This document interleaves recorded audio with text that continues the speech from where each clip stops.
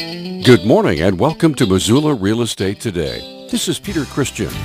I'm here with the host of the show, Diane Beck, with Windermere Real Estate.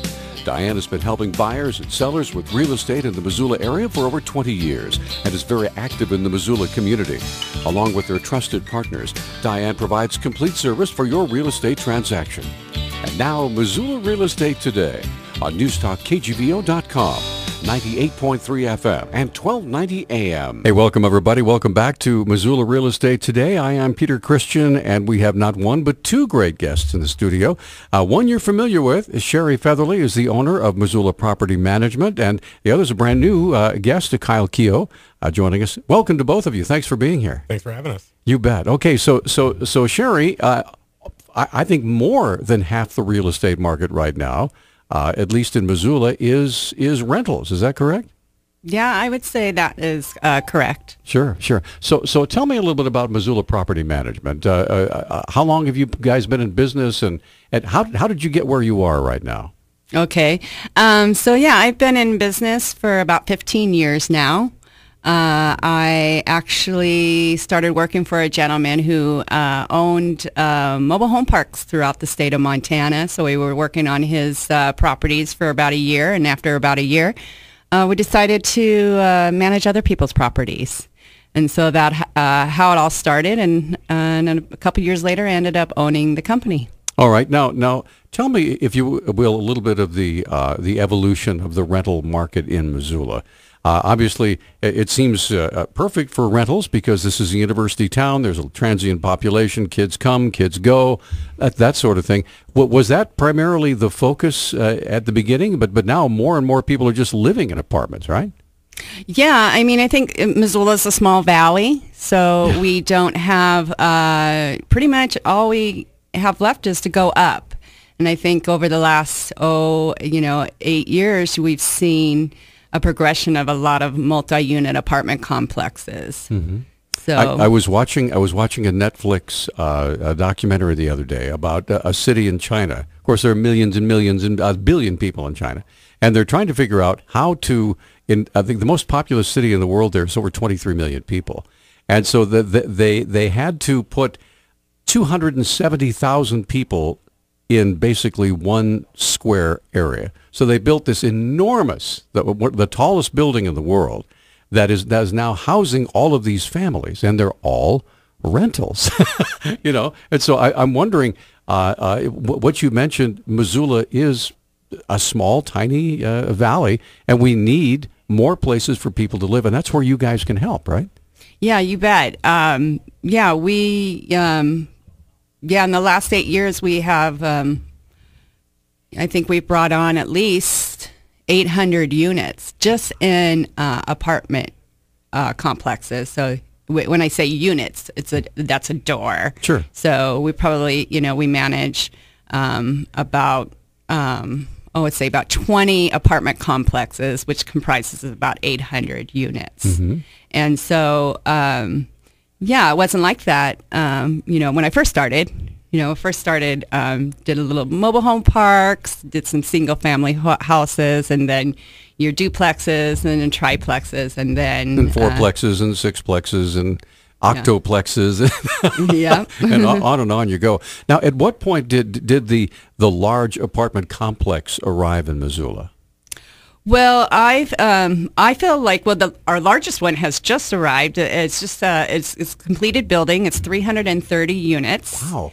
So that's brand new. That's my biggest one yet. And where is that? So that is off of Mullen Road. It's called the Tolleson Apartments. It has 330 units. It has a clubhouse. You can with lots of workout equipment and a pool table. So that's my biggest project yet. I think, and also about 8 years ago when I first started Crestview Apartments off of Expressway, that was kind of a new, bigger complex. I think they have a couple hundred units. Mm-hmm. And then, so that's, about 8 years ago, and it's just been progressing ever since. The typical size was usually between, about 60 units. So 330 units, I think, is quite big for Missoula. Now, what is this a unit of a complex that you actually built, or are you simply managing it? I'm simply managing it. Okay, No, that's right. Tolleson Construction built those. Okay, so how do they decide how big of a complex it's going to be? 337, apartments. So that's going to take a pretty good chunk of space, right? Oh yeah, I bet. I mean, I don't have much knowledge on Sure, how yeah. much space acreage is needed for apartments, but yes, there's not a lot of land, and what is left is fairly expensive, especially in that area. So that's, I think, the hardest thing about keeping the rents down. What is the cost to build? What is the land cost? And I think that's a big struggle. And but these apartments that we have, typically, I feel like a lot of our apartments are affordable, and we do have affordability factor here in Missoula. It's a great place to live, but let's face it, not a lot of people can make a decent living wage here. And so we do, a lot of our products our properties are, geared towards, affordability. So may I ask, what's the average rent for, say, a 2-bedroom apartment in Missoula right now, especially in a nice area? Yeah, our brand new 2-bedroom, 1-bathroom apartment complex, you're looking at about $895. Okay. That's your pretty standard rent, $850, in the $800 range. Right. Now, I've also heard that there's an expanding market. Sherrie Featherly, by the way, owner of Missoula Property Management. I understand that there is an expanding market of people taking their homes and offering them up for rent. Is that right? Yeah, I've heard that the Airbnbs or the vacation rental by owner. Right. I've heard that here in Missoula is quite popular, and I think nationally. Right. But more than that, there are people that are saying, okay, gosh, we saved for 30 years, we paid our house off, so rather than just hurry up and sell it, let's rent it, and so that will still belong to us, right? Oh yes. So explain how that works. So so we do single family rentals, and I think we do. People that are retiring are putting their homes up for rent, so they can have live in other places or maybe downsize. There's also a lot of people that I feel that are buying in Missoula and investing in Missoula because maybe they want to retire here eventually. Right. So they're not ready for retirement, but they really like Missoula and they're buying homes here. So they're coming in, they're dealing with Diane Beck, right? Obviously, yeah. and then once they've purchased their home, they call you and say, okay, we live in Oshkosh. Pick a name out of nowhere. And so we'll be moving here probably in 5 or 6 years. We want to rent the home we just bought because we don't want to wait because the prices will probably go up over the next few years like they have. And so a lot of people are doing that, right? Oh, yeah. Yeah, I would say there is quite a few of that. Okay. So if you wouldn't mind, explain the process for folks who are coming into town. They're looking for a place to stay. They contact you. What is the process? How do they go about doing that? Say you make contact with us. We can. We typically have to go out and look at the home. If say you're not here in Missoula, you're from out of state. We can get access through. If they're working with Diane Beck, and we can go and take a look at the home. Get a rent analysis, so we can tell them how much they can get for rent. And then they just sign a management agreement, and we take over everything thereafter. Right. So for folks who want to rent, though, when they come into town and they say, okay, we got to rent an apartment. We're not going to buy a house. We're going to be here for a couple of years, whatever. Can't afford to buy a house. Don't have a down payment. Let's go. Well, that process is also, I think, with the, technology nowadays, you can do it online, right? Yeah, do it online. Everything is focused online. We have a great website. You can, do videos on, take a tour of our property online. You can do it also remotely. But if you're in town, you can come to our office, and we do key checkouts. You can go check out a property and view the property, and if that's something you like, then you just go through an application process.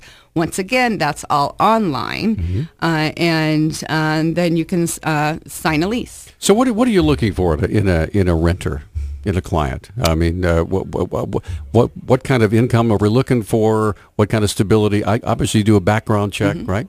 Yeah, so we do a credit check. So we're looking at credit scores. And is there a minimum you don't want to go below? We don't go below 600. Okay, all right. So in the $600 to $700 range, that would probably qualify them at. We would require a double deposit. So we base the credit report is our primary basis of how we do the approval. The next thing is they have to make 3 times the amount of the monthly rent. So their income has to be at least 3 times the amount. Wow. So we want to make sure that they have the means to cover the rent. Sure. And then we do look at references too. Okay. And references come from where? Where's a good reference from? Former places where they worked, other apartments, what? Yeah, other rental references is what we're looking at. Have you been a renter before? So if somebody's never rented before, how does that work? Well, typically we'll do a co-signer. So, typically somebody that hasn't rented before is probably somebody that is probably going to college here. And so we'll ask, typically they'll get their parents to co-sign. That's the most ideal. Otherwise, then, they should have, or a qualified person to co-sign for them. How do you determine damage deposits? Obviously, I know the one thing you want a damage deposit and 2 months rent or whatever. What is a damage deposit? What's it for? So the damage deposit is for damages if they move out, and for any unpaid rent that may happen at the end of the lease. So the damage deposit is determined. We basically base it off of the amount that equals the rent. So if your rent is $800, your damage deposit is $800. If you have a low credit score, we're probably going to ask for a double deposit. That's how we base that off. So if you don't quite if you're A star, A plus rating, you're going to have one single deposit. If there's a little bit of a risk there, we're going to ask for an additional deposit. Now, so you guys are primarily in the business of just renting the apartments. You're not managing the complex, right? No, we do all management of the property. So whether it's a single family home where, say if there was, the toilet backup, and they're not able. Call Kyle. Yeah, call Kyle. So yes, so we handle all maintenance concerns during tenancy, and then if it's an apartment complex, we are doing. We're mowing the lawns, we're maintaining the inside, and anything that that needs to be done on the property, we do it. Now, I hate to go here, but what happens when somebody's not taking care of the place, or they're not paying the rent, or what is the process whereby the horrible word evict? How do you go about doing that? Well, we try to give people as many chances as possible without, hurting the owner, the client's property. They expect, their funds at a certain time. Sure. So, if somebody's, been late consistently for 3 times, maybe in a 6 month period, we're probably going to put them on notice. We'll get plenty of notice.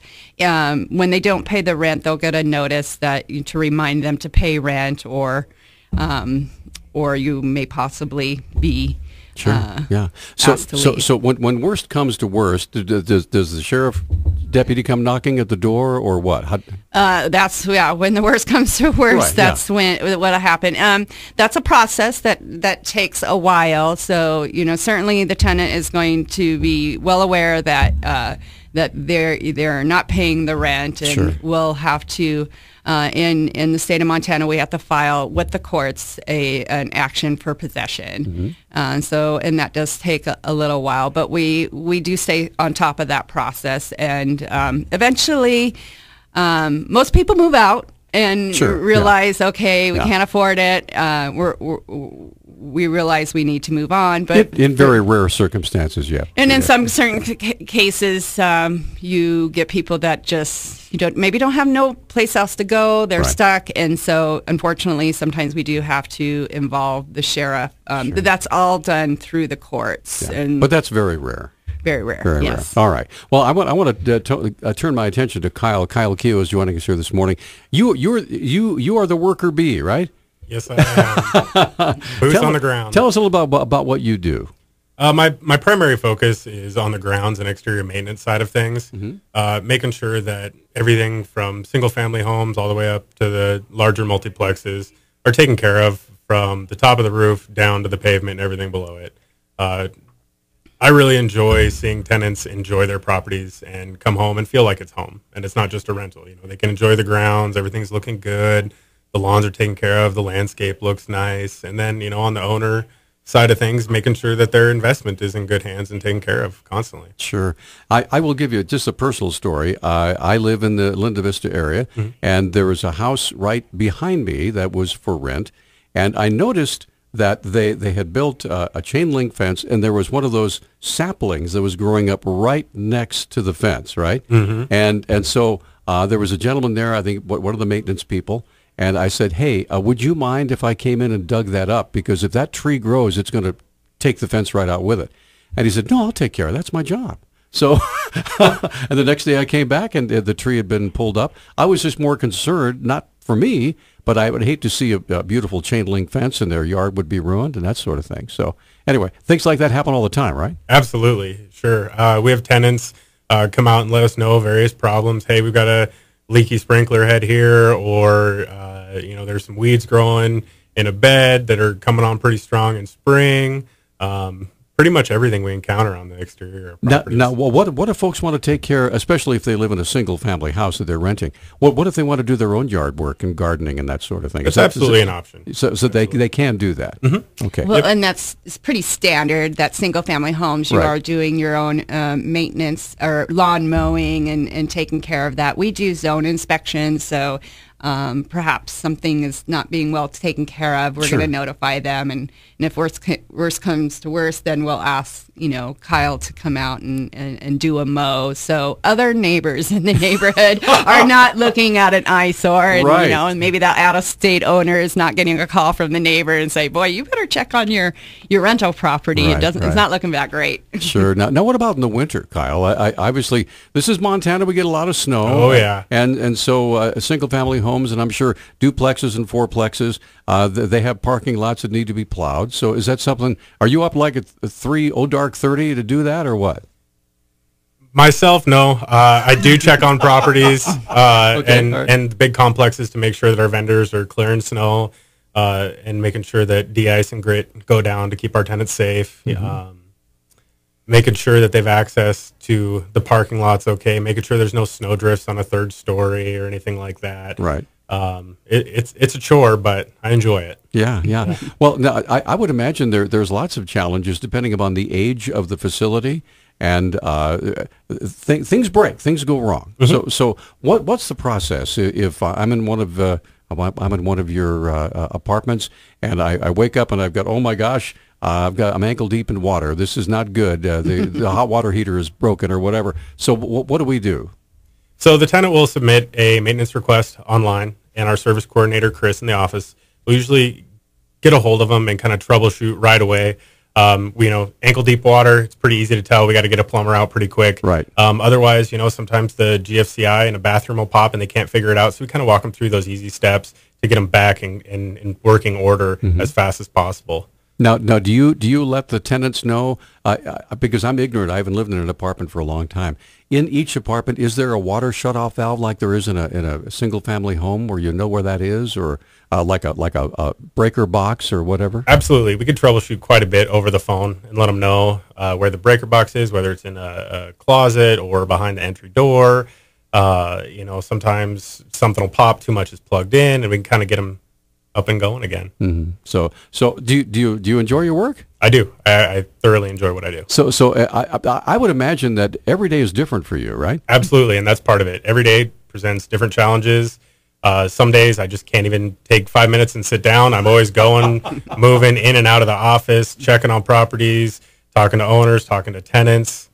So it's pretty crazy, but that's what I love about it. Sure. So Sherrie, where do you see your business going from here? I mean, are you going to continue to get bigger and bigger, or more? Obviously, there's going to be more apartments being built, and people will want you to manage them for them. Yeah, we have been going on a steady upstream. Been growing quite a bit over the last few years. Sometimes I wonder, I just like to take a break, but then I can't sit still for very long. So yeah, we're prepared. I think we've systemized our processes over the last 15 years to where 100 units coming on board, it's really not that big of a deal. I don't have to hire new staff and stuff. So I think we've created a great model to be able to take on properties every year. So the sky's the limit for me. Sure. And growing my maintenance department along with that. So we're thinking about kind of growing out of our current space. So I'm thinking about expanding and moving my maintenance department out and into a different location. So we're very excited about that. Very cool. All right. Now let me ask you this: if you could sit down with a pencil and a piece of paper and write out and describe the perfect landlord you want to work with and the perfect renter you want to work with. So let's start with what is the perfect landlord? The person that, I can't wait to hear from this person or work with this person. I think the perfect the owner is somebody that just lets us do our job and is not. They're not micromanaging. Not micromanaging. I feel like we have the experience and the knowledge to a lot of it is making sure that landlords are not taking advantage of tenants. So I feel like we're the third party. We're there to manage the property properly for the owner, and also make sure the tenants are being properly taken care of. So I think the perfect owner is somebody that just lets us do our job, and some owners I talk to only once a year, so I always like to be more proactive and calling them rather than them calling us. Which brings to mind a question. Is there a process, a yearly or a semi-yearly process, where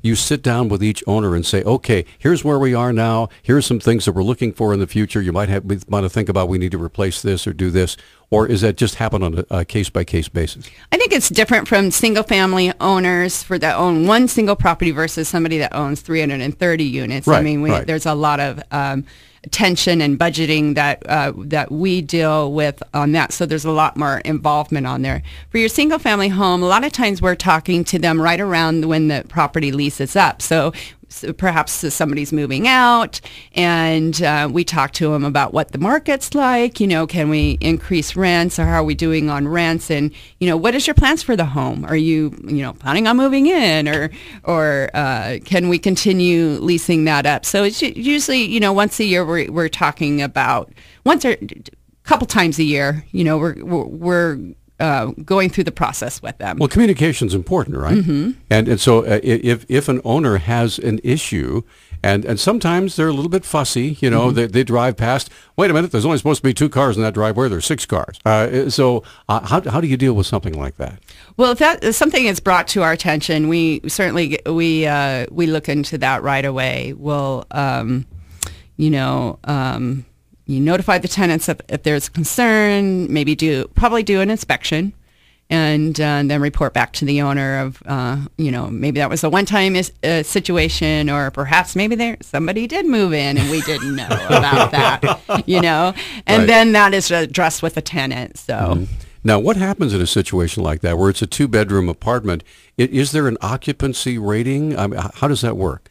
Well, there is there is an occupancy. I think it's called the Keating memo. I think it's a 2-person for a bedroom. Mm-hmm. Okay.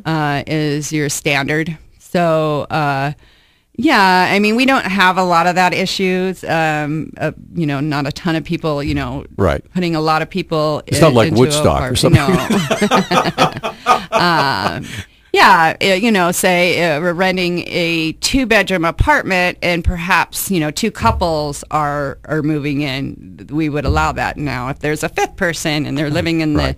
the living room kitchen, we're gonna address that. Sure, but I'm sure that there now. Do you ask your renters to notify you if let's say having a wedding and a whole bunch of people are coming and we're going to have to put them up for a couple nights, but it's only going to be on a temporary basis, maybe a couple people sleeping on the floor until the wedding's over and they all go home? Or is that something you say, we're a little uncomfortable with that? In our lease, it just says that any guest that stays over 7 days, they need to let us know. Ah, okay. So, we don't typically, we want people to live their lives, and, sure. Life happens, and, right, yeah. we know that. So, if, we're not, if anything major came up, a big party happened and, the police were called, then we're going to know. Otherwise, I don't think we're going to know about those type of things.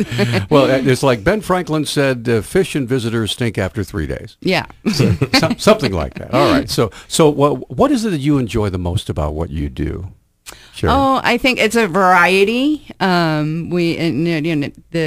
It's something different every day. Mm-hmm. I enjoy helping owners, with their investments. And a lot of times this is their retirement investment. I enjoy, taking care of that for them. And then I enjoy helping out a tenant that, that needs housing that may not be a big deal to us, but it could be a really big deal for them.